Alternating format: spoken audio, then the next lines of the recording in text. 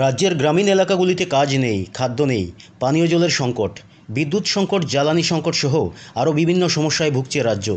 বিশেষ করে রাজ্যের গ্রামীণ এলাকাগুলিতে এই সংকট প্রবল আকার ধারণ করেছে। অতিসত্বর এই সমস্যা নিরসনের দাবি জানিয়ে মঙ্গলবার আগরতলা মেলার মাঠ স্থিত ভানু ঘোষ স্মৃতিভবনের সামনে থেকে সিপিআইএমের পক্ষ থেকে এক মিছিলের আয়োজন করা হয়। মিছিলটি আগরতলা শহরের বিভিন্ন রাজপথ পরিক্রমা করে ওরিয়েন্ট চৌমুহনীতে গিয়ে শেষ হয় এবং সেখানে একটি পথসভার আয়োজন করা হয়। সংবাদ মাধ্যমের মুখোমুখি হয়ে সিপিআইএম রাজ্য সম্পাদক জিতেন্দ্র চৌধুরী বলেন, রাজ্যে বিজেপি সরকারের কোনো অস্তিত্ব নেই, বিভিন্ন সমস্যায় জর্জরিত রাজ্য, সেসবের দিকে কোনো লক্ষ্য নেই রাজ্য সরকারের। তাই রাজ্যের ঘুমন্ত সরকারকে জাগ্রত করতে এ ধরনের উদ্যোগ নেওয়া হয়েছে। এই ত্রিপুরাজ্যের নিকম্মা সরকার, এই ত্রিপুরাজ্যের জনবিরোধী এবং সমস্ত দিক থেকে ব্যর্থ সরকার। আপনার ত্রিপুরাজ্যের মানুষ আপনারা লক্ষ্য করছেন, গত 1-1.5 মাস ধরে নির্বাচনী প্রক্রিয়া চলছে। মানুষের জনজীবনকে সচল রাখার জন্য খেটে খাওয়া মানুষ, গ্রামীণ মানুষ, গরিব মানুষ, তাদের ঘরে যাতে খাদ্য থাকে, নিয়মিত কাজ পায়, পানীয় জল, বিদ্যুৎ, যোগাযোগ, এই ব্যবস্থাগুলো কোনো কারণে যাতে স্তব্ধ না হয়ে যায়, তার সাথে নিত্য প্রয়োজনীয় দ্রব্যের দাম যাতে লাগামহীন না হয়, দুষ্প্রাপ্য না হয়, তার জন্য তো সরকারের পত্র পত্রিকাতে, আমাদের পাহাড়ে কন্দরে, বিশেষ করে এডিসি এলাকাতে যে অভাব, অনটন ইত্যাদির সমস্ত সংবাদ পত্র দেখার পর 5 জনের একটা বিধায়ক দল নিয়ে ধলাই জেলার লংথরাইভ্যালি মহকুমার ছামনো ব্লক এলাকায় গিয়েছিলাম। আমরা যারা আগরতলায় থাকি, এখানে আমরা আমাদের শাসক দলের শুধু যারা সাংবিধানিক দায়িত্বে আছেন তারা না, সরকারি গাড়ি চড়েন তারা না, তাদের হাফ নেতা, ফুল নেতা, তাদের দামি দামি গাড়ি, শীততাপ নিয়ন্ত্রিত বিভিন্ন ব্র্যান্ডের গাড়ি দেখে কারো কারোর মধ্যে আমাদের হয়তোবা ভ্রম হয়,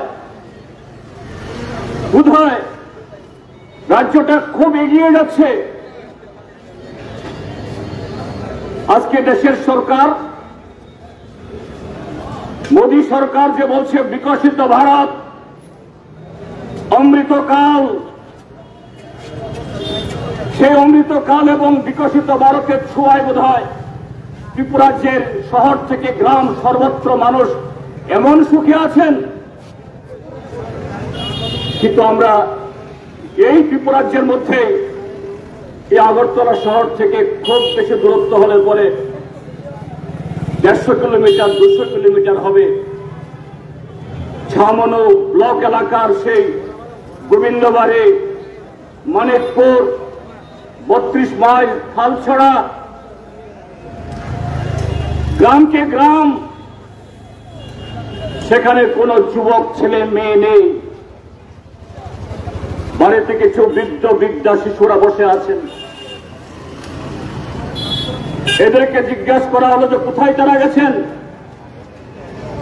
তারা বলছেন কেউ দক্ষিণ ভারতে, কেউ শিলচরে, কিছু আগরতলা শহরে,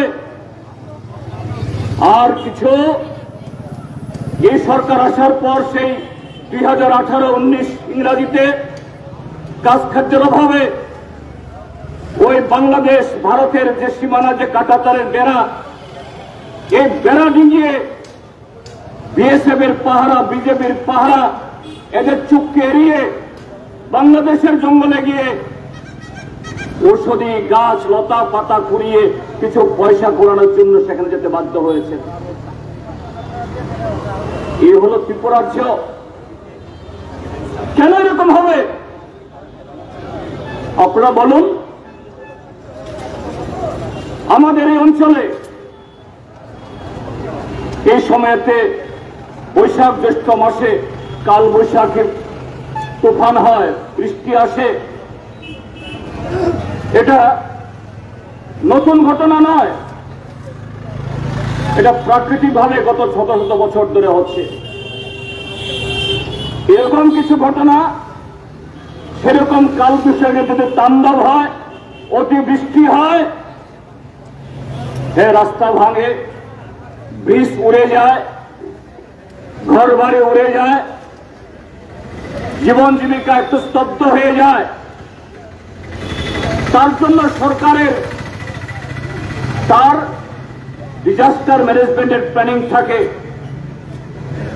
সরকারের হাতে গচ্ছিত অর্থ থাকে এবং জরুরি পরিষেবার সাথে যুক্ত সমস্ত দপ্তর তাদের সেই জন্য আগাম চার্ট থাকে। বন্ধুরা আপনারা বলুন, এই 2024 সালে এই বছরে এই বৈশাখ জ্যৈষ্ঠ মাসে সেরকম কোন ঝড় তুফান হয়েছে কি? বা সেরকম অনাবৃষ্টি হয়ে পানীয় জলের তীব্র সংকট হতে পারে এরকম পরিস্থিতি হয়েছে কি? বা গোটা উত্তর পূর্বাঞ্চলে অতিবৃষ্টি হওয়ার কারণে ওই লামডিং বা মেঘালয়ের দিয়ে জাতীয় সড়ক বা রেলপথ স্তব্ধ হয়ে গেছে বা সেরকম পরিস্থিতি তৈরি হয়েছে কি? কিছুই হয়নি। তারপরেও পেট্রোল আসছে না, ডিজেল আসছে না,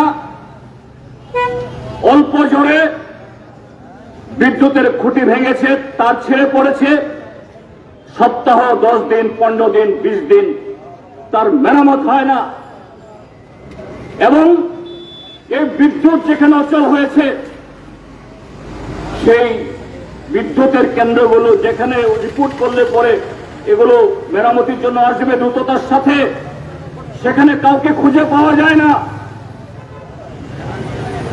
জনজীবনে খাদ্য সরবরাহ থেকে শুরু করে বিদ্যুৎ, পানীয় জল, সেচ, যোগাযোগ সমস্ত দিক থেকে একটা অচল অবস্থা। ফলশ্রুতি পাহাড়ে দুর্ভিক্ষের পদধ্বনি। গতকাল আমরা জিজ্ঞেস করেছিলাম, আমরা আপনাদের কাছে কোনো বলতে আসিনি, আমরা শুনতে এসেছি। আপনারা বলুন, রাজ্যে তো এখন ট্রিপল ইঞ্জিনের সরকার, ভারতীয় জনতা পার্টি, আইপিএফটি, টিপ্রা মাথা। আগে বিজেপির নেতারা মন্ত্রীরা বলতেন টিপ্রা মাথা নাকি পাহাড়ে কিছু অসুবিধা তৈরি করে, বাধা তৈরি করে, এই কারণে এডিসি এলাকাতে তারা কাজ দিতে পারছে না, এডিসি এলাকাতে উন্নয়নমূলক কাজ স্তব্ধ হয়ে আছে। সেই টিপ্রা মাথা অতীতেও তাদের অদৃশ্য বন্ধু ছিল, এখন তো অদৃশ্য বন্ধু না, প্রকাশ্য বন্ধু হয়েছে। এখন কি অসুবিধা? ছমনু ব্লক এলাকার প্রত্যেকটা জনপদের মানুষ তারা বলছেন এই সরকার আসার পর গত 6 বছরে কোন বছরেই 60-65 দিনের বেশি কাজ হয়নি। আর এবছর নতুন অর্থবর্ষ শুরু হয়েছে এপ্রিলের 1 তারিখ থেকে 2024-25 অর্থবর্ষ। এই অর্থবর্ষের একটা দিন কাজ হয়নি। তার আগে ডিসেম্বর মাস থেকে, অর্থাৎ গত 6 মাস ধরে গ্রাম পাহাড়ে কোনো কাজ নেই, এই শহরেও নেই। কি রেগা, কি টুয়েল, এ হল অবস্থা। রাজ্য সরকার, আমরা পত্রিকা খুললে আমরা দেখি বড় বড় হেডলাইন, হ্যাঁ, লোকসভা নির্বাচন ভারতবর্ষের সর্বোচ্চ বা বৃহত্তর সাংবিধানিক প্রতিষ্ঠান নির্বাচন। এই ত্রিপুরাজ্যের মন্ত্রীরা, শাসক দলের নেতারা অন্য রাজ্যে প্রচারে যাচ্ছেন, আমাদের কোন আপত্তি নেই। যাবেন এবং সে কলকাতায় গিয়ে, পশ্চিমবাংলায় গিয়ে রাজ্যের মুখ্যমন্ত্রী, রাজ্যের কৃষিমন্ত্রী, রাজ্যের খাদ্যমন্ত্রীদের তাদের বক্তব্যের বড় বড় ব্যানার লাইন আমাদের ত্রিপুরাজ্যের পত্রিকাতে আমরা দেখি বা পত্রিকাতে ছাপাতে বাধ্য হন তারা। কেবল চ্যানেলে এখানেও সে ক্লিপ দেখা যায়। এই ত্রিপুরাজ্য নাকি 25 বছরের বামপন্থী ফ্রন্ট সরকারের হাত থেকে উদ্ধার করে ত্রিপুরাজ্যের একটা মডেল বানিয়ে ফেলেছে। এই ত্রিপুরাজ্যের বিকাশ নাকি একেবারে রকেটের গতিতে ছুটছে। কাজ, খাদ্য, কর্মসংস্থান, পরিকাঠামো, মানুষের সুখ স্বাচ্ছন্দ্যের কোনো অভাব নেই। কিন্তু আজকে শুধু পাহাড় বা গ্রামের এই পরিস্থিতি, খাদ্যের সংকট, কাজের অভাব, সেটা না। আপনারা আগরতলা শহরের মানুষ, আপনারা কি সুখী আছেন? আপনারা কি নিরাপদে ঘুমাতে পারেন? এই আগরতলার উপকণ্ঠে, আগরতলা এয়ারপোর্টের পাশে যে এলাকাটা সবচেয়ে সুরক্ষিত এলাকা, সে এলাকাতে এই সামান্য কাজ এর বকরা নিয়ে সেখানে ক্লাবের সবচেয়ে বড় কর্তা, ক্ষমতাশালী, তিনি আবার শাসক দলের নেতা খুন হয়ে যান। আপনাদের পত্র পত্রিকায় দেখছেন, আপনারা পত্র পত্রিকাতে বিভিন্ন চ্যানেলে সাধারণ মানুষ বলছেন কিছু লোক দেখানো, কিছু লোককে গ্রেপ্তার করা হয়, কিন্তু আসল রাঘব বোয়ালরা কেউ গ্রেপ্তার হয় না। সেই রাঘব বোয়ালরা কারা? সে ক্ষমতাধর মানুষ যাদের দুয়ারে পুলিশ যেতে সাহস করে না, যাদেরকে জিজ্ঞাসাবাদ করার হিম্মত নেই। সেই কারণে আজকে শহরগুলাও, আমাদের রাজধানীর শহর আজকে নিরাপদ না। এভাবে এই ত্রিপুরাজ্য একদিক থেকে মাফিয়া, আরেক দিক থেকে কালোবাজারি, অসাধু ব্যবসায়ী, আর এই যারা সন্ত্রাসী রাজনীতি করছে, এদের হাতে এই ত্রিপুরাজ্যের মানুষের জীবন, জীবিকা, মানুষের প্রাণ আজকে উষ্ঠাগত হচ্ছে। এবং তার যে প্রভাব কত বহুমুখী, আজকে পত্রিকায় দেখছেন রাজ্য সরকারের উদাসীনতার কারণে শুধু আজকে ওই ছাউমন ও গোবিন্দবাড়ির মানুষ আজকে উপসে থাকছে না, সেখানে দুর্ভিক্ষের পদধ্বনি হচ্ছে তা না। শহরের মানুষ, মধ্যবিত্ত অংশের মানুষ, তারা রাজ্যের বাইরে ছেলে মেয়েদের উচ্চশিক্ষা পড়ানোর জন্য আরো নানা কাজে বাইরে যেতে হয়। সরকার যখন ঘুমিয়ে থাকে, উদাসীন থাকে, তখন নানাভাবে জনগণ শোষিত হন। কলকাতা থেকে আগরতলা আসার একটা টিকিটের দাম আজকে পত্রিকায় বেরিয়েছে 17,000 টাকা। 3,000 টিকিট 17,000 টাকায় বিক্রি হচ্ছে, এইভাবে লুট হচ্ছে। এইভাবে ত্রিপুরাজ্যের সর্বনাশ হচ্ছে। আর শাসক দলের মুখপাত্র, আমরা আশা করেছিলাম অন্তত শিক্ষকরা তো ভালো কথা বলেন, ভদ্র কথা বলেন, সত্য কথা বলেন। আজকের এই কর্মসূচি আমরা ঘোষণা করেছি, তারপর দিন সাংবাদিক সম্মেলন করে বলছেন সিপিআইএম এর নেতারা তারা ভুল বোঝাচ্ছে, পরিবেশ ঘোলাটে করার চেষ্টা করছে, ত্রিপুরাজ্যের সব কুছ ঠিক है। আমি হাত জোড় মহোদয়কে ওই ধর্মনগর থেকে সাবরুম প্রশাসনিক কাজে অবশ্যই যাবেন, আমরা দেখি শনি পূজা উদ্বোধন করতেও যান। আমার অনুরোধ থাকবে শাসক দলের নেতৃত্ব, কি ভারতীয় জনতা পার্টি, কি ত্রিপুরা মাথা, কি আইপিএফটি, দয়া করে একদিন গতকাল আমরা যে সমস্ত এলাকা ঘুরে এসেছি, শেখ গোবিন্দবাড়ি ছামনু একটু যান, মানিকপুর চাকবাহা একটু যান, কন্যাছড়া মহকুমার রতনপুরে যান। সেখানকার মানুষ কি সুখী আছে, কেন তাদেরকে ওই বাংলাদেশে যেতে বাধ্য হচ্ছে, একটু জিজ্ঞেস করুন। আগরতলা বসে ওই শীততাপ নিয়ন্ত্রিত ঘরের ভেতরে বসে সাংবাদিক সম্মেলন করলে হবে না, সেখানকার মানুষ থেকে জানুন। তো বন্ধুরা, এই কারণেই এই নির্বাচনী প্রক্রিয়া চলাকালীন সময়েতেও আমরা আসতে বাধ্য হয়েছি। আমাদের দাবি রেগা 2A ন্যায্যভাবে যে মানুষের প্রাপ্য 100 দিনের কাজ এবং রেগাতে কমপক্ষে 75 দিন বছরে ওই 2A এটা দেওয়ার ব্যবস্থা করুন, এবং তারা যাতে কাজ শেষ করে তাদের মজুরি পায়। যে সমস্ত জায়গায় এই বিদ্যুৎ মুখ থুবড়ে পড়ে আছে,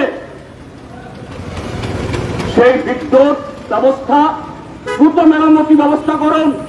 কারণ বিদ্যুৎ মানে শুধু বাতি না, আলো না, বিদ্যুৎ মানে পানীয় জল, বিদ্যুৎ মানে সেচ, আর বিদ্যুৎ মানে পেট্রোল পাম্পে পেট্রোল ডিজেল থাকলেও বিদ্যুৎ না থাকলে সেই পেট্রোল ডিজেল বের করা যায় না। জীবনের অপরিহার্য অঙ্গ এগুলো দ্রুত এই বিদ্যুৎ সারাই করা। পত্রিকায় দেখছি মুখ্যমন্ত্রী মহোদয় কলকাতায় বসে বিবৃতি দেন, প্রধানমন্ত্রী, রেলমন্ত্রী দ্রুত ব্যবস্থায় নাকি ত্রিপুরা যে একেবারে তর করে ডিজেল চলে আসছে, পেট্রোল চলে আসছে। এই ডিজেল পেট্রোলের সংকট কেন? আমার আগের বক্তা বলেছেন, বামফ্রন্ট সরকার থাকার সময়তে আমরা বিশালগড়ের গোকুলপুরের পাশে, এই শেখরকোটের পাশে আমরা জায়গা অধিগ্রহণ করে কাজ শুরু করেছি।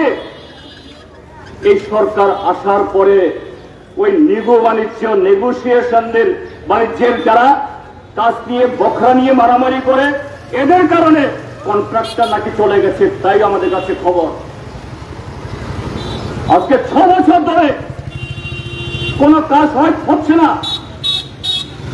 সেটাও বলছেন মুখপাত্র সাহেব 1 বছরের মধ্যে হয়ে যাবে। ফলে তো ভালো, ধন্যবাদ জানাবো আমরা।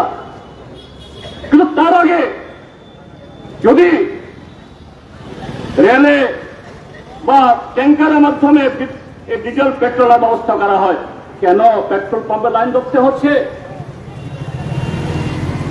একটা অটোকে যদি 6 ঘন্টা লাইন দাঁড়াতে হয়, একজন মধ্যবিত্ত কর্মচারী বা কোন কাজের লোক, তাকে যদি ঘন্টায় 1 লিটার তেল ভরার জন্য যদি মোটরসাইকেল নিয়ে দাঁড়াতে হয়, তার সারাদিনের কাজ কে করবে? কিভাবে তার সংসার চলবে? কাজে দ্রুত ব্যবস্থা করুন। তার সাথে কোথাও কোথাও যে কালোবাজারি, তেল, ডাল, নুন, এর সাথে প্লেনের টিকিট, সরকার জাগুন। আমরা ডাক্তার মানিক সাহার সরকার, এই ট্রিপল ইঞ্জিনের সরকার পদত্যাগ করুন এই কথা বলার জন্য আমরা আসিনি, সময় হলে বলবো। আমরা এসেছি, আপনারা জাগুন। দেশের মানুষকে তো নানাভাবে বোকা বানাচ্ছেন। অমৃতকাল, বিকশিত ভারত, যাই হোক, যে মানুষের যে ন্যূনতম প্রয়োজন যা ছিল আগে, এটা সচল করুন, সজাগ হন। যদি এভাবে ঘুমিয়ে থাকেন, তখন মানুষ নতুন স্লোগান তুলতে বাধ্য হবে। সে মানুষের সাথে আমরা আছি। কাজী বন্ধুরা, আমাদের এই সপ্তাহব্যাপী কর্মসূচি শুরু হয়েছে গতকাল থেকে সরকারকে টনক লড়ানোর জন্য, ঘুম থেকে জাগানোর জন্য, মানুষের যে এই বহুমুখী সংকট এ থেকে এদেরকে রেহাই দিতে যাতে সরকার এগিয়ে আসে, তার সংবিধান পালন করে তা বলার জন্য আমাদের সেই কর্মসূচিতে রাজ্যের সমস্ত অংশের মানুষ, এটা ভোটের প্রশ্ন না, দলের প্রশ্ন না, রঙের প্রশ্ন না, জীবনকে সচল রাখার, রাজ্যটাকে সতেজ রাখার, মানুষের ন্যূনতম অধিকার এটাকে যে বজায় রাখার এই লড়াইয়ে সকলে সামিল হবেন এই আহ্বান জানিয়ে